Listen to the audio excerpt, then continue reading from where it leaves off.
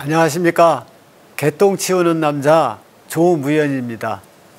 저는 오늘 여러분들하고 인생 2막을 시작을 하는 데 있어서 평생 현역처럼 살고자, 평생 현역처럼 활동하고자 하는 평생 현역을 가지고 여러분들과 제가 어떻게 제2의 인생을 설계를 시작을 했고 어떻게 진행해 나가고 있는가에 대해서 설명을 하고 이야기를 나눠보는 시간을 갖고자 합니다. 명태라는 단어와 함께 저의 제2의 인생은 시작이 되었는데요. 은퇴 이후의 삶은 보통 사람들처럼 그냥 뭐 당구 치러 다니고 골프 치러 다니고 등산 다니고 이러면서 인생을 허비하고 또는 그냥 제 나름대로 즐겁게 살고 있었는데 어느 날 갑자기 우리 딸아이가 자기 자녀에게 할아버지를 어떻게 설명할까 그게 궁금해지더라고요.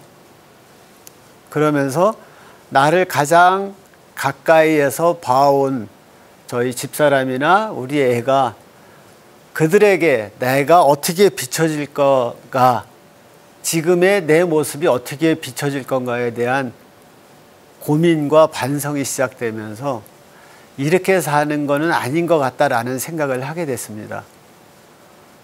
그러면서 거창하게 나라는 구하지는 못해도 적어도 무의미한 생활을 하면서는 안 되겠다라는 판단하에 앞으로는 이제 남은 시간에는 평생을 현역처럼 계속 일을 하면서 무언가 활동을 하면서 살아야 되겠다라는 생각을 했습니다.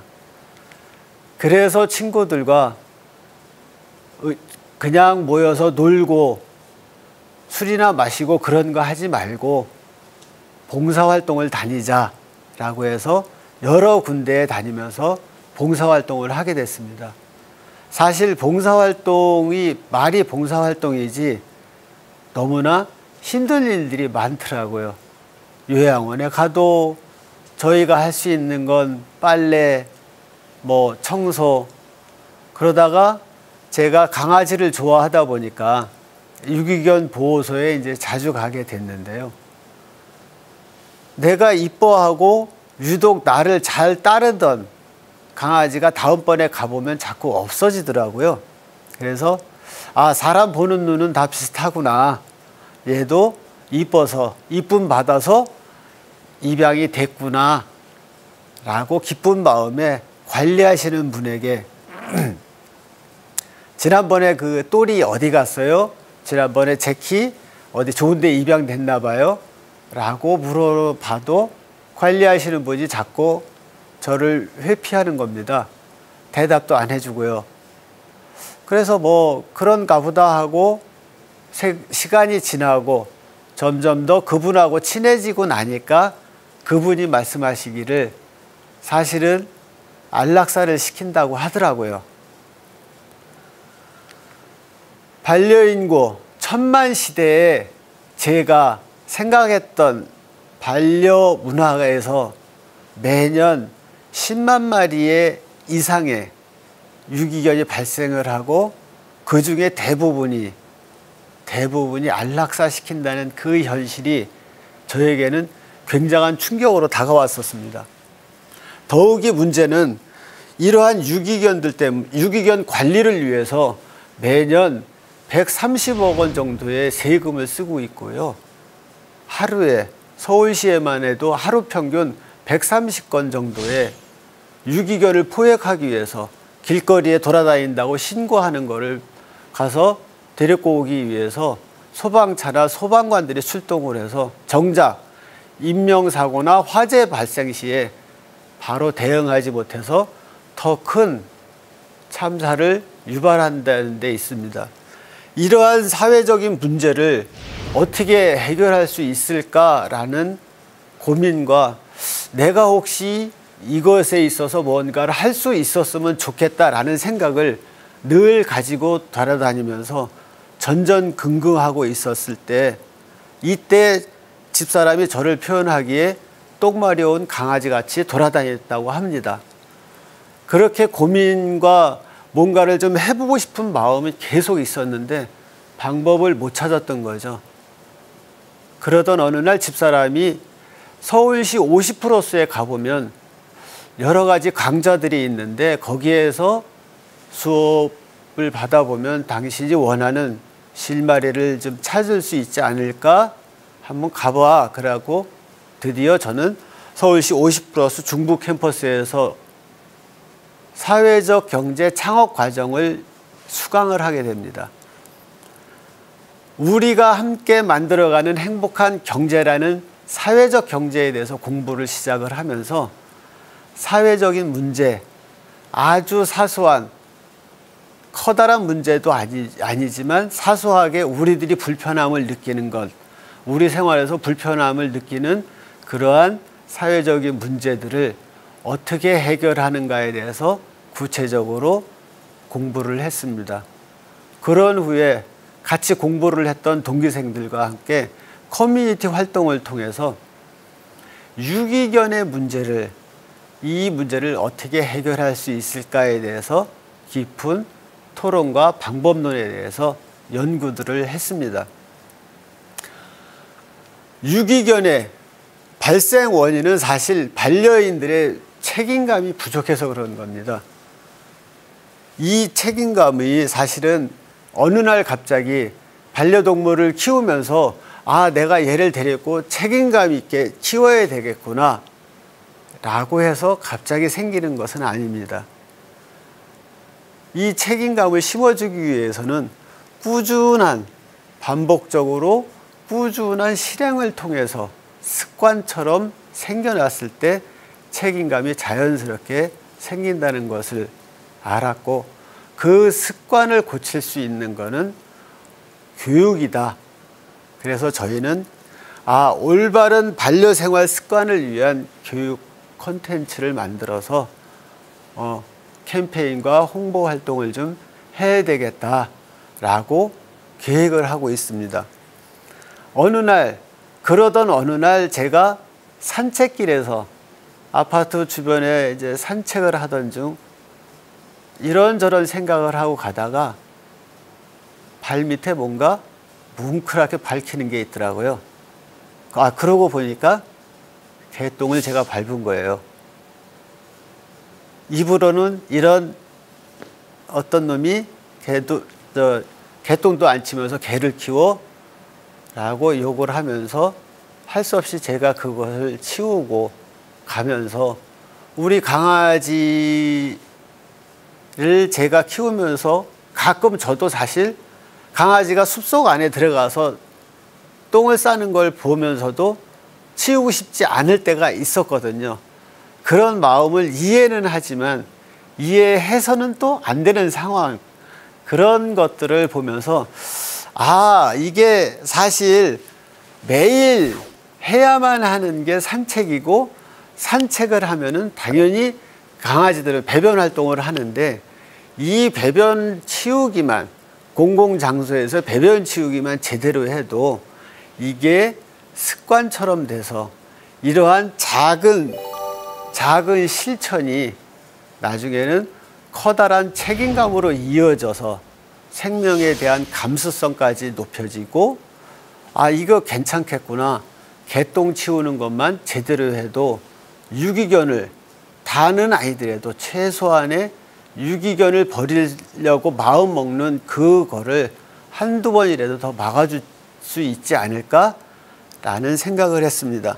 거기에서 기왕 하는 배변 치우기를 환경오염의 주범인 비닐봉투 대신 종이봉투를 사용해 환경도 보호하는 성숙한 반려문화를 좀 만들어 보고 싶었습니다. 그래서 드디어 같이 공부했던 동기생들 둘과 함께 고용노동부와 한국사회적기업진흥원에서 주최하는 사회적 기업가 육성 과정에 도전을 했습니다. 이날 이때까지 남이 써온 사업계획서를 검토만 하고 지시만 했던 사람들이 사업계획서 하나하나 써가고 설문조사하러 돌아다니고 참 어려웠습니다.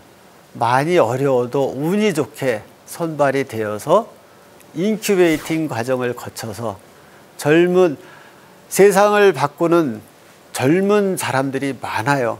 사회적 기업가 육성 과정에서 저희가 최고령 팀이었습니다. 그럼에도 불구하고 모르는 말 잘 이해가 안 되면 젊은 다른 대표들한테 물어보고 하면서 열심히 따라가서 드디어 1년 동안의 육성 과정을 거쳐서 패티켓 연구소를 창업을 하게 됐습니다. 우리는 그때부터 세상을 바꿀 수 있는 즐거운 도전을 시작을 하게 됐습니다. 중요한 것은 우리가 발견했던 문제들을 가지고 우리가 주도적으로 해결하면서 거기에다가 가장 좋은 지속적으로 이윤 창출이 가능한 그러한 창업을, 지혜로운 창업을 저희는 시작을 했습니다. 소셜 벤처인 패티켓 연구소가 추구하는 사회적 가치는 반려동물을 통한 관계 회복입니다. 첫 번째로는 하나뿐인 지구와의 관계 회복을 위해서 종이로 만든 배변 본토를 사용해 환경보호 실천이라는 경험을 제공하는 것이고요. 두 번째로는 공동체의 관계 회복인데 단순한 에티켓을 넘어선 반려동물을 대하는 사람들의 태도, 인식 변화를 위한 소셜 패티켓으로 나만 즐거운 것이 아닌 남에게도 즐겁고 행복한 공동체 안에서의 행복한 반려 생활을 경험하게 하는 것입니다. 사람과 동물의 아름다운 공존을 꿈꾸는 우리들의 비전은 세컨드 찬스, 두 번째 기회라는 부제목을 가진 개판대학 설립입니다. 개판처럼 재밌게 살고자 이름을 붙여봤습니다. 이 개판대학에서는 제가 새로운 꿈을 꿀 수 있게 서울시 50+가 저에게 단초를 제공했듯이 개판대학에서는 유기견들을 데려다가 다시 잘 훈련시켜서 비록 사람들에게 버림을 받았지만 얘네들이 다시 요양원이나 복지관 같은 데에서 사람들의 마음을 어루만져 줄 수 있는 교감 활동견이나 매개치유견으로 활동하게 하려고 합니다. 개판대학의 실현은 유기견들에게 안락사가 아닌 자연사를 맞이하게 해 생명에 대한 존엄성도 높이면서 더군다나 같이 활동하게 할 수 있는 우리들 50+ 세대들, 은퇴자들이 사회공헌 활동을 통해서 새로운 창직이나 창업의 기회를 삼을 수도 있는 굉장히 중요한 의미를 가지고 있습니다. 이제부터는 패티켓에 관한 얘기를 좀 하고 싶은데요. 반려동물의 펫과 에티켓의 합성어인 패티켓은 반려동물을 키울 때 기본적으로 지켜야 될 예의, 예절이라고 할 수 있습니다. 어느 대상을 대하는 태도인 예절은 상호 지켜야 하는 것이고 또한 가변적으로, 유동적으로 변해야 합니다. 그래서 저는 패티켓을 4가지의 종류로 한번 구분을 해봤습니다. 우리가 얘기하는 반려인과 반려견들이 공공장소에서 지켜야 되는 예절, 그 다음에는 보호자가 자신의 반려견을 대할 때의 예절, 세 번째는 우리가 사회화 훈련이라고 얘기하는 반려견들끼리의 예절, 마지막으로 사람들이 반려동물을 대할 때의 예절을 갖고 4가지로 구분을 해봤습니다. 첫 번째, 우리들이 보통 얘기하는 패티켓인 공공장소에서 지켜야 될 예절입니다. 반려동물을 키울 때는 반드시 반려동물 등록을 해야만 하고요. 집 밖에 나갈 때, 산책을 나가실 때는 목줄과 배변 봉투는 기본적으로 꼭 챙겨서 다른 사람들과의 일정한 거리를 유지하면서 산책을 하셔야 됩니다. 법적인 맹견이 아니더라도 상해를 입힐 가능성이 있는 반려견들은 입마개는 반드시 하여야 되고요. 기본적으로 산책을 나가기 전에 보호자의 통제를 기다리는 훈련, 기다려라는 훈련은 기본적으로 꼭 시켜주셔야만 합니다. 두 번째로는 보호자들이 평소에 자신의 반려견을 대할 때의 예절인데요.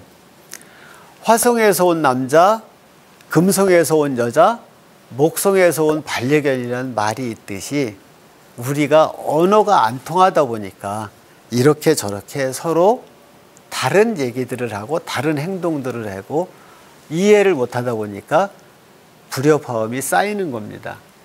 근데 사실은 강아지는 굉장히 많은 말을 해요. 우리가 얘기하는 카밍 시그널이죠. 이 카밍 시그널만 잘 이해를 하고 우리가 좀 더 관심 있게 왜 이런 행동을 하는가에 대해서 조금 더 관심 있게 걔네들을 관찰을 하다 보면은 반려견들이 원하는 거를 알 수가 있게 돼서 패티켓에서 말이 안 통한다는 이유 하나로 우리는 너무나 많은 강요를 합니다. 우리가 카밍 시그널만 잘 이해를 해도 너무나 일방적이지 않은 한쪽의 희생을 강요하는 그러한 예절은 패티켓은 그러한 반려생활을 하지 않을 수 있습니다. 세 번째로 사회화 훈련이라고 우리가 얘기하는 반려견들끼리 있을 때의 예절인데요. 반려견 같은 경우는 보호자들의 행동에 따라 반려견들의 행동이 그대로 나타납니다. 평소에 내가 침착하고 일관성 있게 내 반려견을 대해준다면은 우리 반려견도 다른 반려견을 만났을 때 항상 침착하게 행동을 해 돌발 상황이 발생하지가 않습니다. 사람들이 강아지들을 만났을 때의 예절입니다. 우리가 길 가다가 이쁜 강아지를 보면 어머 쟤 예뻐 하고 느닷없이 달려듭니다. 그러면 강아지 입장에서는 무서워 하고 뒤로 숨거나 거꾸로 그래 싸우자는 거지 그러고 물라고 덤빕니다. 이게 굉장히 위험한 행동인데요. 예쁘다고 달려가서 만지는 것은 귀여움의 표시도 아니고 사랑의 표현도 아닙니다. 이것은 강아지들에게 굉장히 위협적인 행위가 되니까 많이 조심을 해야만 하고, 실제로 우리가 강아지들을 만지고 싶은 거는 우리 욕심이지 강아지들은 원하지 않을 수도 있습니다. 그럴 때는 차분히 기다리면서 배려에 무관심이 필요합니다. 결국 패티켓이라고 쓰고 배려라고 읽어야 되는 우리 패티켓은 어떤 상황에 따라서 상대가 좋아하는가 싫어하는가 이 기준을 가지고 어떻게 이 상황을 응용하느냐, 그게 예절인 것 같습니다. 좀 더 다르게 표현하면은 상대에 대해서 좀 더 주의 깊게 생각을 하고 행동하는 것, 그게 패티켓의 기본입니다. 여기에 제가 생각하는 패티켓을 더 덧붙여 보자면은 패티켓은 반려동물을 대하는 우리들의 마음가짐이다 라고 말하고 싶습니다. 남에게 보이기 위해거나 보호자만의 만족을 위한 그러한 패티켓이 아니고, 강아지와 내가 그리고 이웃이 모두가 편안한 생활을 위한 패티켓, 이것이 모두가 행복한 공존을 위한 해법입니다. 이게 왜 중요하냐면은 지금껏 제가 앞에서 얘기했던 패티켓 같은 경우는 상황에 맞는 행동 요령이었어요, 사실은. 이런 상황에선 이렇게 해라, 저런 상황에서는 저렇게 해라. 이게 많아지다 보면은 매뉴얼화 되거든요. 이 모든 상황을, 강아지랑 나랑 살아가는 데 있어서의 상황을 전부 매뉴얼화 할 수도 없고, 이 매뉴얼을 해서 사람들이 안 지키다 보니까 법규화를 해버려서 규제를 해버립니다. 이 많은 법규들이 생기기 시작을 하면은 정말로 사람들은 이 패티켓에 대해서, 법규에 대해서 외면을 해버리는 그러한 역효과가 나타날 수 있습니다. 그래서 저는 패티켓이라는 것은 반려동물을 대하는 우리들의 태도라고, 우리들의 예의라고 저는 생각을 합니다. 내용적으로 중요하고 배려를 기본으로 해서, 배려를 기준으로 해갖고 도덕성이 강조되는 그러한 패티켓이 저는 필요하다고 생각을 합니다. 왜냐하면은 법이 사회의 규범의 기본이 되면은 사람들은 도덕심은 상실하고 죄를 짓고도 스스로 반성을 하지 않게 됩니다. 그래서 형식적이고 매뉴얼적인 패티켓보다는 서로에 대해 존중하고 배려하는 차원에서 발생하는 하나의 문화로 자리매김을 해야 될 때입니다. 결국 패티켓의 시작은 반려동물도 나와 똑같은 생명체임을 인정을 해주고, 그 생명체에 대한 내가 할 수 있는 예의를 표현함으로써 서로가 행복해지는 그러한 반려생활을 시작할 수가 있습니다. 우리가 매뉴얼적인 패티켓이 이렇게 많이 자꾸 생겨나는 이유는 급격히 늘어난 반려인구입니다. 반려인구가 유행을 많이 타요. 반려동물 같은 경우도 좀 안 좋은 예인데, 예를 들어서 올해 어떤 연속극이나 어떤 프로그램에 어떤 종류의 강아지가 나오고 나면은 그 다음 해에 여름에는 그 종류의 강아지의 유기견이 많이 발생을 합니다. 이처럼 사람들이 자꾸 욕심에 따라서 분양을 해버리고 그 유행에 따라서 강아지들을 구입하다 보니까 입양 전후에 우리들은 체계적인 교육을 받지를 못하고 있어요. 이러한 체계적인 교육이 없음으로 인해서 반려동물의 이상한 행동은 굉장한 부담을 느끼고요. 더더욱이 그것이 자꾸 쌓이는 거죠. 반려인과 반려동물의 그 불협화음이 자꾸 쌓이다 보면은 결국에는 사람은 이기적인 동물이라 유기라는 극단적인 생각을 자꾸 하게 됩니다. 결국 입양 전후에 대한, 입양 전 하루, 입양 후 한 2, 3일의 그 짧은 교육이 없어서 우리는 유기를 부추기는 사회가 돼가고 있습니다. 연구에 따르면요, 반려동물은 무엇을 하느냐에 따라 행복감이 좌우된다고 합니다. 예를 들어서 과거의 영화라든가 미래에 대한 걱정이라든가 현재에 대한 불안, 그런 거가 없이 지금 누구와 무엇을 행하느냐에 따라서 반려견들은 행복감을 느낀다고 합니다. 그래서 많은 반려인들이 자신의 반려견들과 즐거운 시간을 가지려고 노력을 하고 있는 거고요. 제가 하고 싶은 말은, 혹시 은퇴 이후의 삶을 과거의 영화, 과거의 추억에 얽매여 현재를 갉아먹고 살고 있지 않으신가 해서 말씀을 드려보고 싶었습니다.